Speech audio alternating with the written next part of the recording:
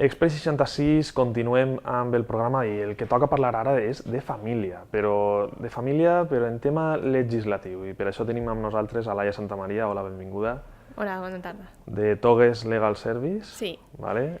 Vens a parlar-nos d'això, no? de la família, d'un tema concret que és la custòdia, no?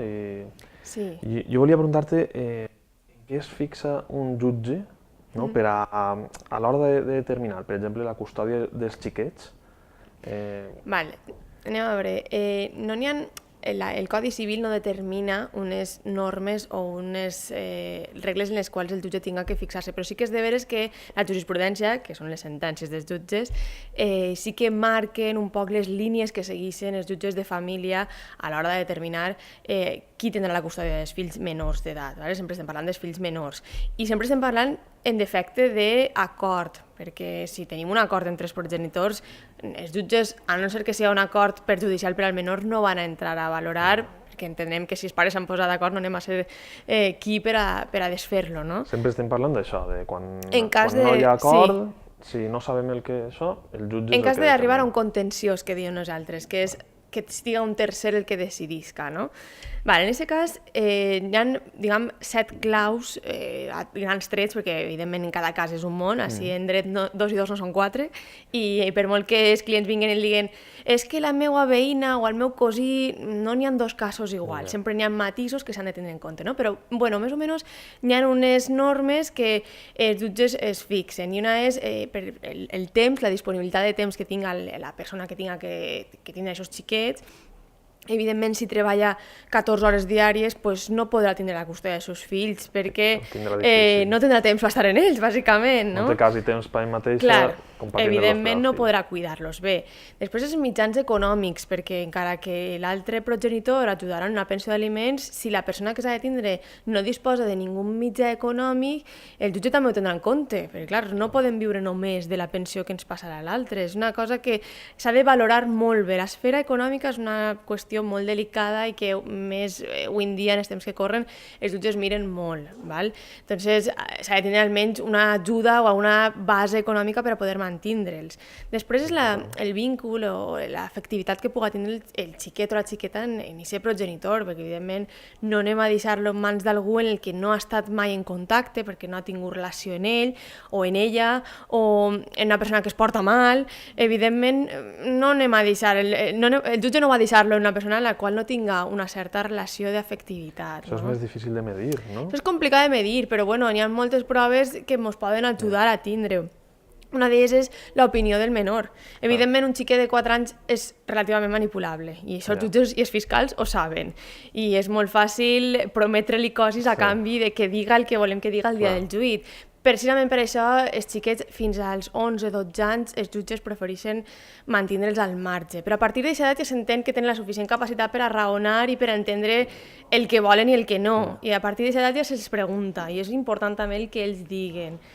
Per altra banda, els psicòlegs també poden tindre un paper fonamental en aquests procediments i, de fet, en molts casos el tenen. Per què? Perquè poden emetre informes psicosocials, informes de valoració de família, que ens diuen l'entorn familiar com és, quin pare o mare és més, adequat o idoni per tindre la custòdia i què volen els xiquets. Aquests informes, encara que no són, a voltes no són determinants, sí que es tenen molt en compte.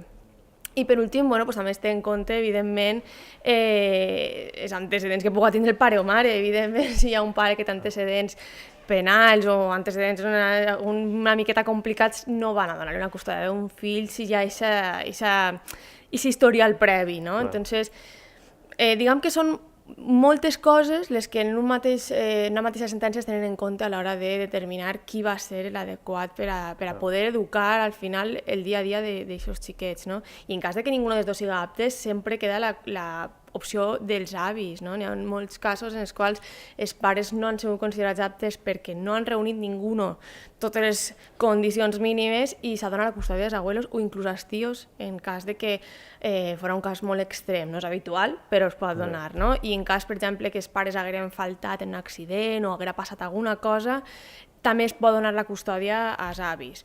No són casos habituals, però en aquests casos sempre el jutge velarà per l'interès i la proximitat diguem, d'un entorn estable. L'estabilitat i el benefici del menor és diguem, la base del dret de família i sobretot de la custòdia.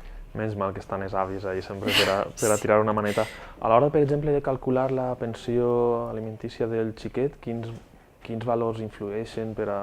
Una volta tenim ja determinat realment en un procediment de família les coses que es veuen és qui tindrà la custòdia i si la custòdia no és compartida, que és individual, com es calcularà el manteniment d'aquest menor, no? Les despeses diàries que té aquest menor, qui va a sufragar-les?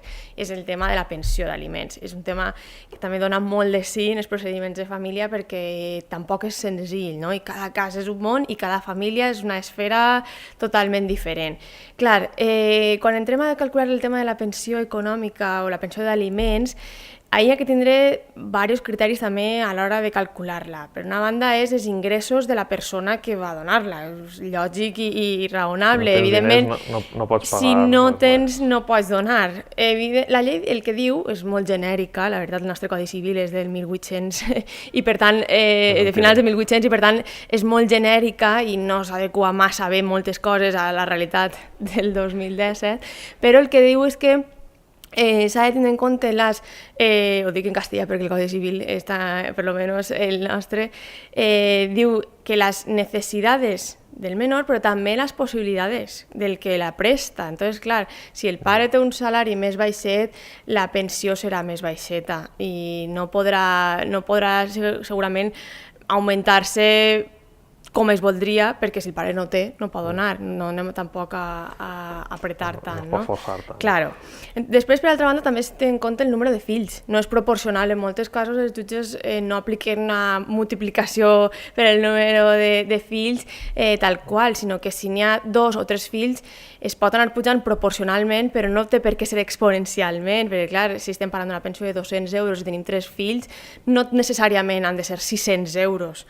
Es pot ajustar, perquè clar, 600 euros ja vol dir que el pare tindrà uns ingressos importants, la pensió ja elevada. Per tant, són diversos factors, sobretot l'econòmic en quant als ingressos, el número de fills i també la situació particular del menor. I és que hi ha que tenir en compte si té unes necessitats específiques, un xiquet que pel que siga necessita unes ulleres, necessita té, diguem, necessitats, a lo millor necessita un psicòleg, necessita anar a una teràpia, i aquestes necessitats també s'han de tindre en compte a l'hora de calcular-les, sobretot si són permanents. Per què? Perquè també augmentaran els gastos que tinga el xiquet mensualment. Entonces hi ha diversos criteris que el jutge haurà de tindre en compte i és al final veure quina situació familiar n'hi ha en aquesta casa per a poder determinar l'import mensual. És important saber que la pensió, encara que es pague mensualment, està calculada anualment. Realment el pago mensual és perquè es prorrateja per a fer-ho més senzill, però moltes voltes m'arriba al despatx la consulta de però i el mes de vacances que està en mi també he de pagar la pensió? Sí, perquè la pensió s'ha calculat per a tot l'any. Però tu la pagues mensualment per a fer-te un més fàcil. És a dir, els 15 dies que està en tu, el mes que està en tu, també s'ha de pagar la pensió d'aliments. I la pregunta estrella és què cobreix la pensió d'aliments i què no. Bueno, pues el que cobreix bàsicament és tot allò que tinga que veure en l'alimentació, l'educació i els gastos també sanitaris que no estiguen coberts per la Seguretat Social. És a dir, ulleres, ortodòncies, si hi ha un psicòleg que no està cobert en el cas específic per la Seguretat Social, tots aquests gastos estan coberts per la pensió. I és que siguin extraordinaris, perquè moltes voltes hem dit que les ulleres o les ortodòncies hi ha casos en els que es poden clavar com a ordinaris perquè ja sabem que van a tindre's i hi ha casos en els que apareixen després i són extraordinaris, és a dir, no els tenim en compte. Tots aquests gastos s'han de modular i s'han de tenir en compte. Els extraordinaris, diguem que es pagaran sempre el 50% sempre que siguin necessaris. El que hem comentat de les ulleres, el que hem comentat de les possibles ortodòncies, sempre que sigui necessari per al menor, i ahir no n'hi ha dubte que si és mèdic normalment són necessari, és el 50% entre els progenitors. Quan no sigui necessari, per exemple, unes classes de una activitat extraescolar que el xiquet vulgui però no siga necessària per a la seva educació, que és més com un hobby, ahir decidir. Claro, les aficions ja se les paga el que vol que el xiquet les faci o si estan d'acord entre els dos, no hi ha ningun problema, no? Si no tenim clares aquestes coses, on tenim que acudir? On està Togues? Bueno, Conta'ns, Togues està en Pintor Casanova 16, en el carrer Major, i si no tenim clares, fonamentalment, bueno, pues, jo sempre que sorteixen dubtes, el millor és vindre a explicar el cas concret. Per què? Pues perquè, com he dit, cada família és un món, cada cas s'ha de mirar molt en lupa i s'ha de mirar si està resolt per una sentència, què dia el jutge en aquesta sentència, i si no, què és el que podem demanar o què és el que podem exigir-li al jutge que incloga en la seva sentència, no? I sempre s'ha de mirar molt bé totes les circumstàncies de la família. Està clar, perquè ja vas dir que en aquests temes 2 més 2 no són 4. No, n'hi ha una llei, però la llei és molt interpretable i molt genèrica, per tant, n'hi ha que anar al cas. N'hi ha que anar al cas.